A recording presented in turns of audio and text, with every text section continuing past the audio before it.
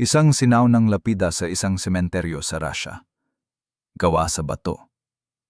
Lahat ng detalye ay nakataas at nakabukol. Maganda ang pagkakagawa. Maliwanag na alam ng artisan kung paano magtrabaho sa bato at sinubukan niyang gawing pantay. Pinanatili niya ang simetriya at komposisyon. Ngunit tingnan ang mga inskripsyon. Para bang naukit ito kalaunan gamit ang pako na hindi pantay.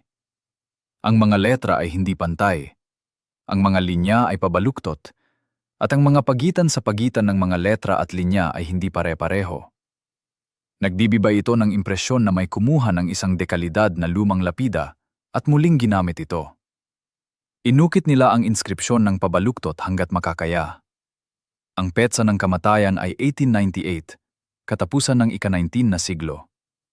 Lumalabas na nung panahong iyon sa Russia, maraming sinaun ng lapida ang muling ginamit ng mga residente.